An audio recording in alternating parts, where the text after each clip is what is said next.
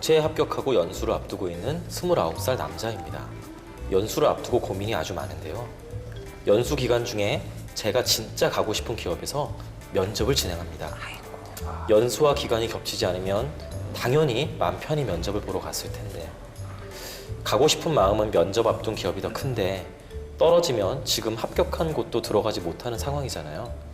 미래를 예측할 수 없는 상황에서 저는 어떤 선택을 하는 게 좋죠? 와, 이거 정말 세 가지 고민 중에 가장 좀 진지하고 뭔가 그렇네요. 어려운 고민이 아닌가 싶은데요. 이 상황에서 지금 쉽게 이거를 포기를 못하는 상황인 거잖아요. 그쵸. 가고 싶은 기업의 면접이 그 안에 있지만 이거 왠지 심프로님 고민하고 약간 비슷하지 않나 네. 생각이 드는데. 그 연수 받을 때는 아니었는데 네. 사실 증권사를 공채를 네. 붙었어요.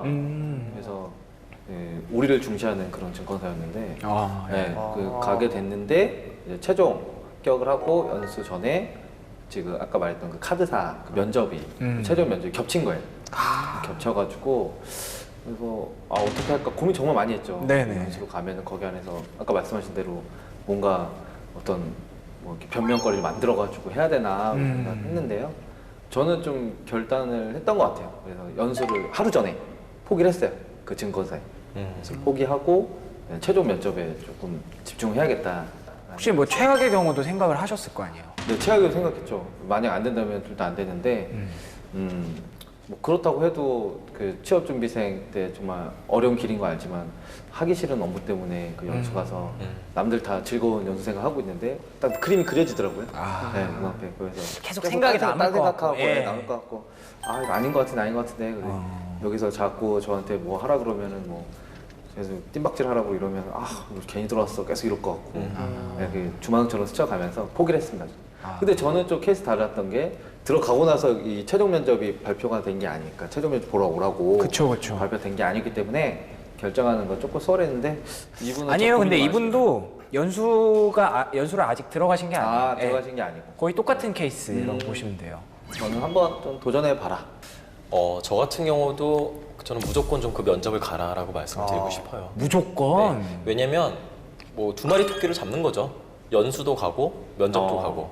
그 두 개가 가능하다고 생각하시는 네, 거예요? 가능합니다. 그래서 왜냐면 물론 이제 연수 아직 가기 전이잖아요. 하지만 네. 연수 기간과 면접 기간이 겹치잖아요. 그렇다면 연수할 때 미리 좀 말해 놓는 거죠. 담당자한테. 네네. 너무 죄송한데 어떤 핑계거리 대건 무슨 일 때문에 어떤 집안일 때문에 못 간다. 그럼 또 다 사람 사는 거기 때문에 다 그 익스큐즈를 해줍니다. 근데 이제 문제는 거기서도 받아들여 주면서도 아는 거죠. 왜냐면 이렇게 연수 일정을 잡아놓는 이유가 대부분 어떤 경쟁사와 이런 겹치기 때문에 미리 이거를 못 가게 막는 그런 것도 있죠. 꽤 있거든요. 근데 정말 이렇게 사정을 얘기하면은 또 사람 일이기 때문에 이제 보내는 줍니다. 하지만 다시 돌아왔을 때는 어쨌든 쟤는 뭔가 면접을 간 게 굉장히 의심이 돼. 이런 좀 그런 낙인이 찍힐 수도 있겠죠. 하지만 그거는 어디까지나 그 교육장에서 있는 거고 또 나중에 만약에 혹시나 그쪽이 안 되고 내가 어쩔 수 없이 그냥 원래 기존에 그 연수받는 곳에서 다닌다 할지라도 그 당시만 낙인이 찍히지 나중에 또 계속 열심히 하면 충분히 그거는 극복이 가능합니다. 그러면 시간 내에. 꼭 무조건 가라라고 말씀하시는 이유는 뭔가요? 왜냐면 나중에 굉장히 후회하게 돼요. 그 면접도 안 한 상태에서 내가 이미 합격했으니까 정말 좀 안전한 곳으로 택한다면은 나중에 아마 두고두고 아마 후회가 될 겁니다. 아까 그 프로님 말씀하신 것처럼 뭔가 해서 그 조깅을 구보를 시킨다. 그러면 내가 그때 그 면접 봐서 거기 됐으면 내가 이런 걸 안 했을 텐데. 다 안 좋은 쪽으로 안 좋은 쪽으로 계속 좀 안 좋은 생각이 들 겁니다. 무슨 교육을 받더라도. 좀 그게 더 좀 본인한테는 안 좋을 것 같거든요. 그래서 좀 후회 없이 어떻게든 근데 면접이라 봤자 결국에는 하루만 시간 내면 되잖아요. 네, 그렇기 때문에 큰 로스는 안 될 것 같습니다. 혹시 박 매니저님도 이렇게 확고하게 단호하게 얘기를 해주실 수가 있을까요? 지금 계속 몰입해서 어떨까 기분이 들었는데 저는 사실은 심프로님 이야기가 더 와닿기는 했어요. 이유는 이게 너무 이기적일 수도 있는데 이기적이라기보다 너무 현실에 떨어질 수도 있는데 네네. 사실 그분이 연수를 포기하고 내가 진짜 원하는 걸 한다는 것도 대단한 용기고 그거에 더 몰입을 할 것 같다는 생각을 했고요. 그리고 사실 그분이 연수를 안 들어간다고 빨리 통보를 하게 되면 예비자가 있거나 또 다른 사람도 오히려 기회를 얻을 수 있을 거라고 좀 생각이 문득 들더라고요. 그쵸. 그러면 어떻게 보면 약간 좋은 일? 하고 내가 진짜 나는 그럼 내가 원래 원하는 데 한번 해볼래 하는 것도 대단한 용기일 것 같아서 심적으로는 좀 그렇게 하셨으면 좋겠다 생각은 들어요. 근데 만약에 제가 그 입장이다? 그럼 솔직히 부장님 얘기처럼 할 것 같아요. 불안해서 예, 달아놓고 저도 살짝 말씀드리고 제가 이러이러한 사정 때문에 하루 이렇게 해야 됩니다. 솔직히 그럴 것 같아요. 다른 미리 뽑아놓고서 합격 통보를 해놓고서 딴 데 도망가지 못하게 아예 막 해외로 연수를 보내본 적이 있었습니다. 아예 중국으로 그냥 막 뭐 한 100명 넘게 그냥 보내버린 거죠. 그러다 보니까 이거는 뭐 집에 일이 있어서 못 가겠는데 이거 자체가 안 되는 거예요. 그냥 무조건 해외로 비행기를 타고 나가야 되는 상황이었기 때문에 그러다 보니까 만약에 이런 경우 그런 연수라면은 사실은 저는 아까 2마리 토끼를 잡으라고 말씀을 드렸지만 예. 이런 경우라면 쉽게 어떤 좀 불확실한 면접을 위해서 이 연수를 포기하라라고 말하기는 사실 저도 좀 어려울 것 같아요. 그렇다면은 그냥 연수를 가라. 뭐 이렇게 말씀을 드리고 싶습니다. 이게 요즘도 지금 하는지 모르겠지만 예전에 제가 있던 회사에서는 네. 그 사유를 내면 외출을 시켜줬어요. 그게 인생에 있어서 되게 중요한 결정인데 그거를 우리가 면접이라고 말해도요? 네, 보내줬었어요.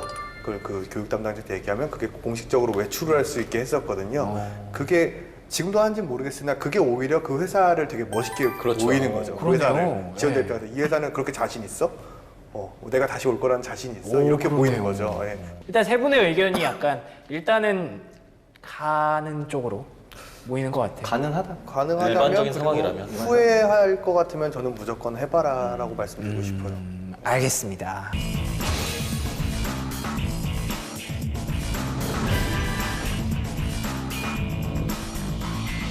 3년차 직장인 남자입니다. 1년 전 지침과 분노의 연속이었던 저의 삶에 한 줄기 빛이 비추기 시작했습니다. 보기만 해도 정말 사랑스러운 여자친구가 생긴 겁니다. 8월 중순에 사랑스러운 여자친구가 1주년입니다. 마침 휴가철이기도 해서 1주년 여행을 떠나기로 했는데요.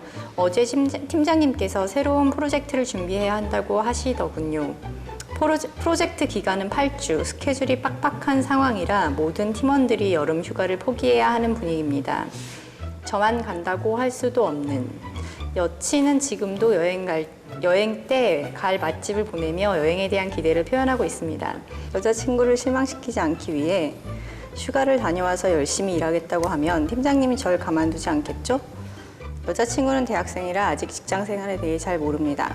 이런 여자친구에게 어떻게 말해야 덜 실망할까요? 네. 결국 결론은 아니 어떻게 말해야 덜 실망할까요네요.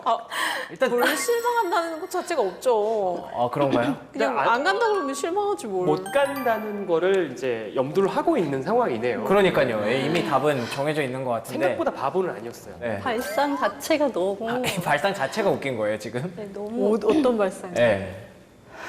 휴가 다녀와서 열심히 일할게요. 이 발상 자체가 잠깐만 게임하고 열심히 공부할 거 약간 이런 느낌이네요. 너무 어이없으면서 네. 기가 찼네요. 만약에 이렇게 신입사원이 얘기한다 그러면 어떻게 하시겠어요? 휴가를 다녀와서 네. 짐을 싸라고 할 것 같아요. 짐을 싸라고. 그냥 지금 짐 싼 거 그대로 나가라 약간 이런 퇴직을 느낌으로. 종용한다? 와. 야 그만 둬라. 짐도 같이 싸서 그래요? 근데 쭉 쉬라고. 쭉 쉬라고 영원히 쉬라고 집에서 평생 쉬라고. 예. 이런 경우가 혹시 뭐 많은 키는 하나요? 이렇게 프로젝트성 업무가 네. 있을 때는 사실은 안 가죠. 못 가는 거죠? 네, 굉장히 중요한 자기 업무에서 제일 중요한 상황인데 근데 여자친구가 막 지금 열심히 막 맛집을 찾아보고 있는데 그럼 뭐 어떻게 여자친구가 1주년 기념 다음에 여행 가면 되지. 1주년 기념 여행인데요? 지금 보기만 해도 정말 사랑스러운 여자친구인데요? 어떡하죠? 결혼할 거야? 그건 잘 모르겠네. 그건 잘 모르겠네. 저도 개인적으로 굉장히 불편해가지고 안 갔으면 좋겠어요. 예, 빨리 헤어졌으면 좋겠는데. 근데 어찌 됐든. 근데 이런 경우에 어떻게 해야 되는 건가요? 두 분은. 근데 사실 여자친구가 대학생이라서 직장 생활 잘 모르면 알려줘야죠. 알려줘야죠. 직장 생활은 못 이런 가면 거야. 해야지. 너 내가 백수로 있는 게 좋아? 아니면 그래도 회사를 다니는 게 아. 좋아? 이렇게 얘기해야 되지 않을까요? 널 위해서 안 간다고 했더니 가야 된다고 했더니 팀장님이 그대로 짐 싸서 평생 쉬래 뭐 이렇게 얘기를 그것도 했다고. 괜찮아요. 조금 덜 실망할 수 있는 멘트는 그건 것 같아요. 덜 실망할 수 있는 멘트. 그래요? 남자친구가 잘린다는데 그러면 그렇지. 그러면 깜짝 놀라죠 여자친구. 그게 아니더라도 이 상황에 프로젝트 안 하고 휴가를 가면 네. 이 사람은 뭐 거의 성과나 승진은 거의 포기를 해야 되는 상황일 것 같아요. 요즘 말로 매장각. 이런 경우 없나요? 오빠는 회사야 나야 이런 경우 없나요? 왜 그러세요? 수가 때릴 욕하시는 줄 알았어요. 예. 절대 그럴 수가 없는 건가요? 회사가 중요해, 내가 중요해. 나름 회사가 중요한데. 중요하지. 그래요? 그럼 헤어져 이러면 어떻게 해야 되나요? 빠이빠이. 마영. 아니 근데 되게 힘들게 들어가지 않았을까요 회사? 그렇죠. 그렇겠죠. 취준생의 예. 고통을 여자친구도 곧 겪을 알 텐데 텐데. 만약에 그러면 진짜 때려야지 뭐. 때린다고? 그러니까 꿀밤을 때려야 된다. 의그, 철없어, 그냥. 그런 건 안 돼. 이래야지 뭐. 보기만 해도 사랑스러운 아이야. 이렇게. 두 분이 대학생 시절로 돌아가서 남자친구가 여자친구랑 약속을 잡았어요. 실망시키지 않기 위해서 팀장님께 가서 저 휴가를 다녀와서 열심히 일을 하겠습니다. 라고 했다. 그런 남자친구가 있다. 어떠세요, 기분이? 예전에 한번 그런 남자친구가 만나본 적 있는데. 그럼 말씀 이런- 하셔도 되는 거예요? 지금 신혼이신데? 뭐그 사람들 다 여자친구가 있었으니까. 그쵸, 예. 그 찜다가 아닌 이상 다 가고 있어. 없는 사람도 있어요. 왜 그러세요? 없는 사람을 지금 다. 네, 그렇게 말씀하시면 안 되죠. 알겠습니다. 저희 엄마가 그러셨어요. 네, 그때 저는 직장생활 잘 모를 때 이제 대학교 한창 때니까 네 남자친구는 회사 생활을 안 한다니? 이 얘기를 하셨는데 그게 되게 순간 딱 머리 꽂히면서 이 사람 되게 책임감이 없는 거구나 이런 생각이 좀 들었어요. 오히려 그렇게 반대로 네. 그런 생각 드셨어요. 저는 그랬어요. 약간 책임감 없다라는 생각이 들면 그렇지 당연히. 네. 그 이 사람이라는 거를 믿고 네. 같이 비전을 설계하고 미래를 꿈꿔볼 수 있는 그런 자질이 되는가? 그런 기본적인 의심을 하게 되지 않을까? 어느 정도 의식 수준이 있는 사람인 경우라면. 비슷한 의견이신가요? 뭐 할 일은 해야죠. 그리고 어차피 이런 상황 나한테도 닥칠 수 있어요. 그래요? 네, 약속을 했는데 내가 부득이한 사정이 생겨서 약속을 못 지키는 경우가 생길 수도 있잖아요. 네, 그럼 서로의 입장을 생각하면 그냥 이해하고 넘어갈 수 있는 거예요. 알겠습니다.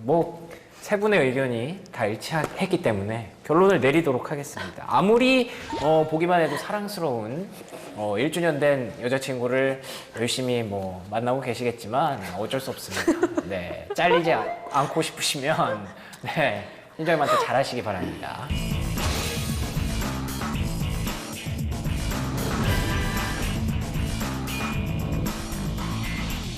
스물여덟 살 여자입니다. 결혼한 지 2년차 한창 신혼인데요. 남편의 거짓말 때문에 너무 어이없는 요즘입니다.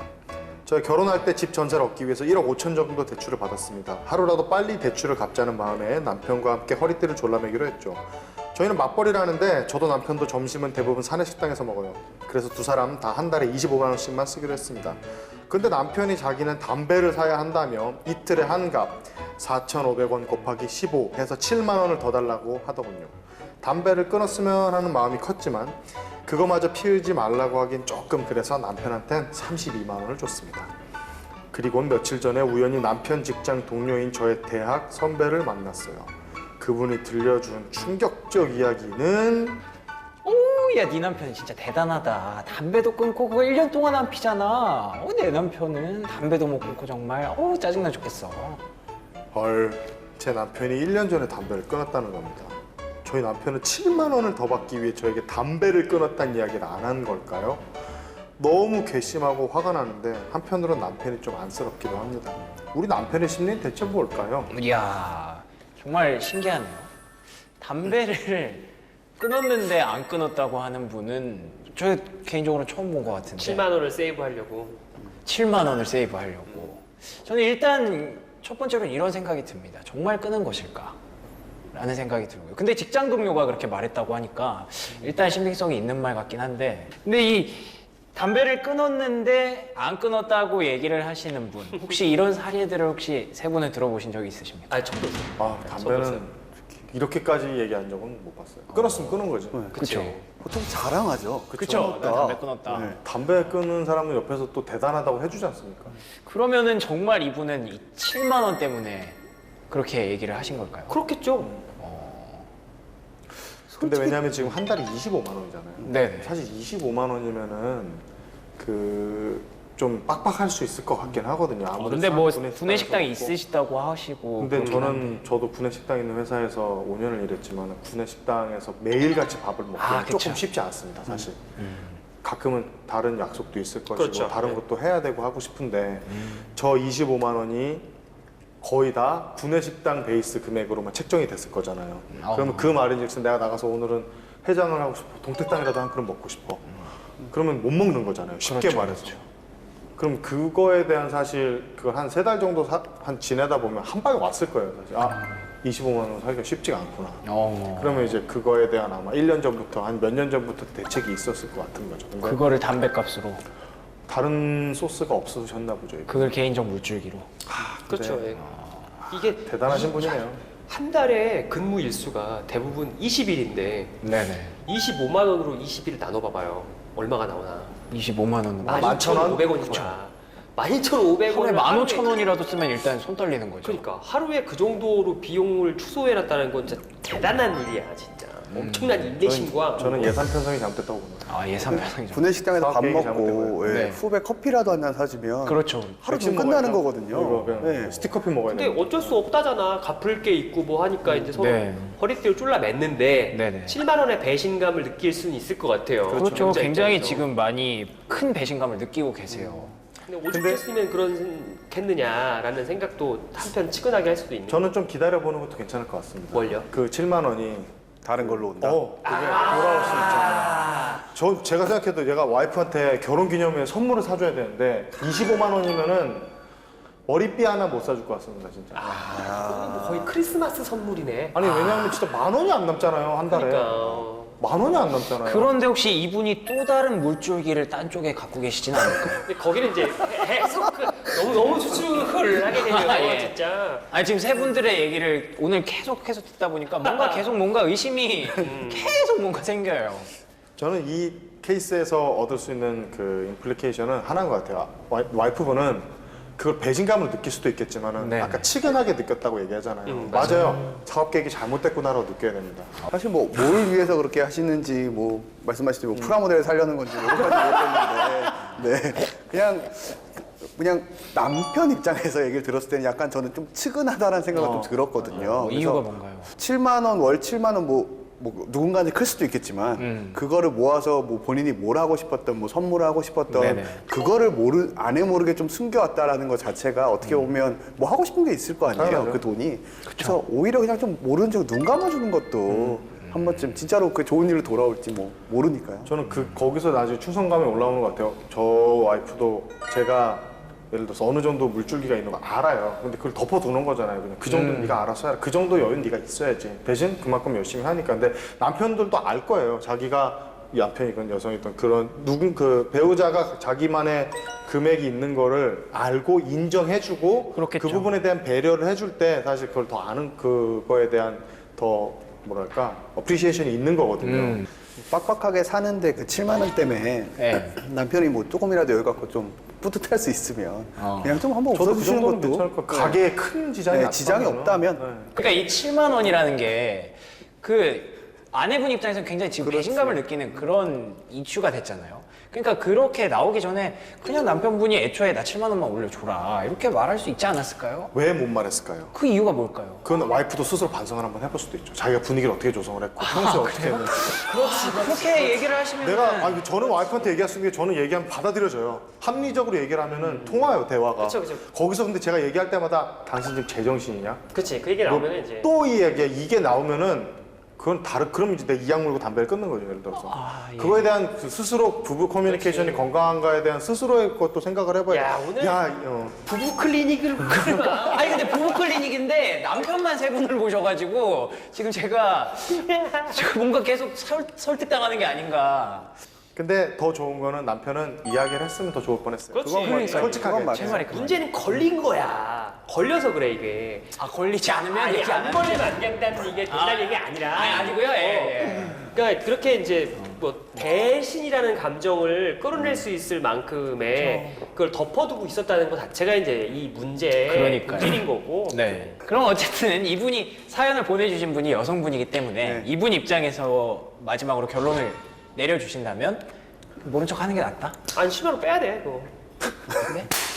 빼야 된다고? 10만 원 빼야 돼. 왜냐면은 25만 원, 10만 원 빼야 된다고요? 아, 아니 30 32만 원, 7만 원 빼고 25만 원으로 귀속시켜야 돼. 이건 어쩔 수가 없어. 비속. 왜냐면 부부간의 신의에 대한 어떤 거짓을 저질렀다는 그 잘못의 귀책 사유가 남편한테 있는 거기 때문에 약간 벌칙 같은 건가요?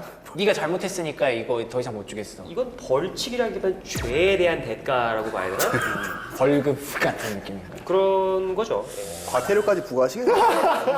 월급 23만 원으로. 네, 이제 2만 원 정도 더 가져가겠다. 한 달, 1년간. 오. 그러면은 일단 서로 얘기는 하게 되겠네요. 어쨌든. 그 얘기해야죠. 7만 원이라는 액수에 대해. 그래서 이게 진단해야 된다고 이거는.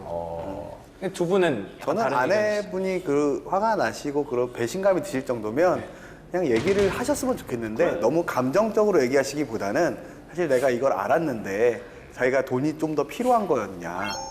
차라리 용돈을 좀 올려줄까 약간 이렇게 하면 남편이 미안해할 것 같아요. 그렇죠. 내가 맞아요. 이러이러한 걸로 뭐 했다고 핑계를 대시든 뭐 그쵸, 진짜 그쵸. 이유가 있었든 그래서 약간 현명하게 한번 그저 본인이 배신감을 느끼는데 얘기를 하시는 것도 방법이라고 저는 좀 생각이 들어요. 네. 저도 이거를 동의하는데 이제 말하는 방법 자체가 되게 지혜로워야 될 것 같습니다. 아다르고 어다르고에 따라서 싸움이 부부싸움이 될 수 일어날 있죠. 수 있는 굉장한 그 남편도 할 말 있을 수 있거든요. 그렇죠. 거기서 딱 찔렀을 때 그렇기 때문에 굉장히 지혜롭게 그거를 문제를 제기를 하고 아까 그 매니저님 말했듯이 찬찬하고 이렇게 끌어내듯이 좀 얘기를 해주면 지혜롭게 얘기한다면 담배 끊었다는 거는 나한테 자랑할 일인데 나한테 차라리 끊었으니까 용돈 올려줘라고 좀 했으면 난 더 좋았을 것 같다. 그러니까요. 네, 기분이 좋았을 것 같다. 이렇게 얘기하는 것도 되게 현명할 것 같거든요. 알겠습니다. 뭐 일단 아름답게 마무리가 됐네요. 네. 서로 훈훈하게. 말씀을 잘 해보시고 글쎄요 이 7만 원이라는 게 뭐 액수가 크다고 할 수도 있고 작다고 할 수도 있겠지만 약간 뭔가 서로의 그 말씀하신 신뢰감 여기서 문제가 좀 생기지 않았나. 그쵸. 잘 얘기로 잘 풀어가셨으면 좋겠다는 생각이 들고요.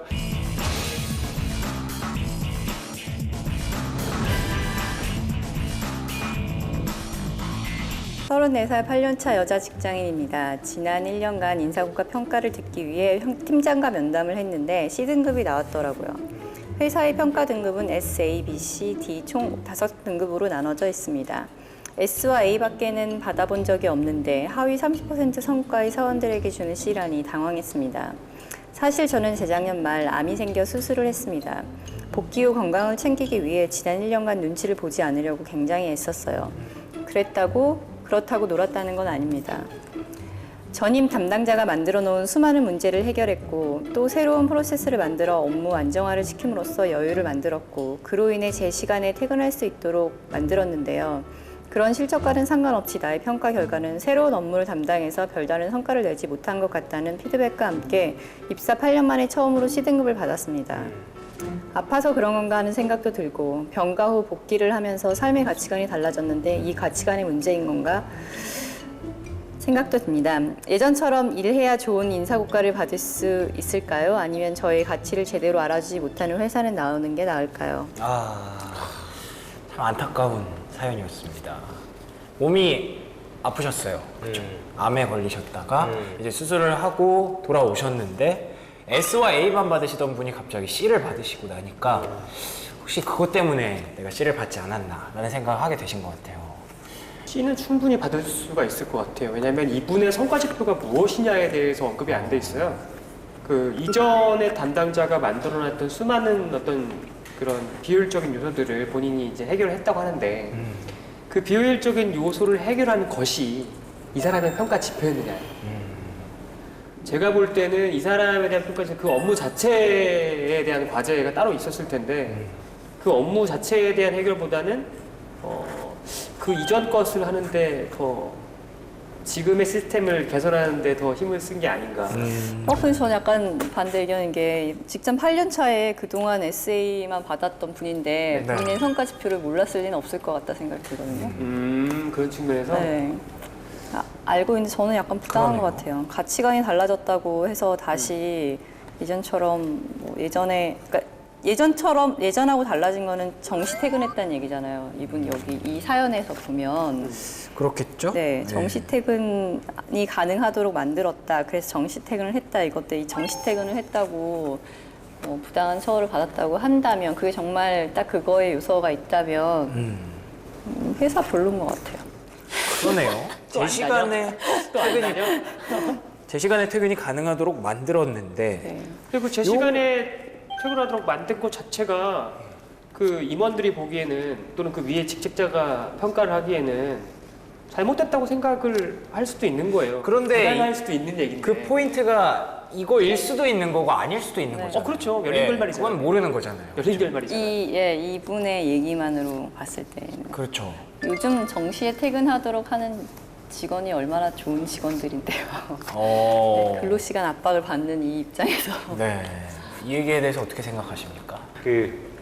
충분히 공감이 가는 게 왜냐면 본인이 몸이 아프고 나서 건강을 좀 챙겨야겠다.